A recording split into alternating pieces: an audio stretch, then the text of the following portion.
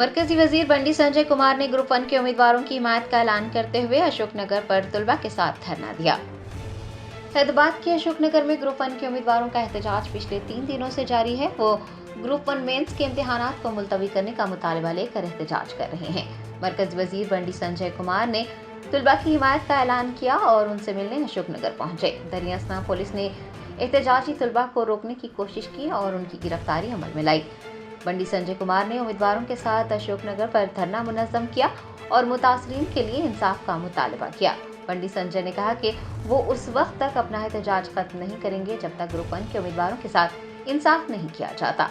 Police ने hostel से अशोकनगर चौराहा पहुंचने वाले तलबा को रोकने के लिए सिक्योरिटी के वसीतर इंतजाम किए थे, लेकिन पुलिस की पाबंदियों को अबूर करते हुए एहतजाजियों की एक बड़ी तादाद अशोकनगर चौराहे के करीब इकट्ठा हो गई। दरियासना बंडी संजय कुमार ने चलो सेक्रेटरीट रैली की कॉल दी और जब वो ग्रुप 1 उम्मीदवारों के साथ सेक्रेटरीट की सिर्फ जा रहे थे तो पुलिस ने उन्हें इंदिरा पार्क पर रोक दिया। बंडी संजय कुमार समेत कई एहतजाजियों की गिरफ्तारी अमल में लाई गई और उन्हें पुलिस स्टेशन मुंतकिल किया गया।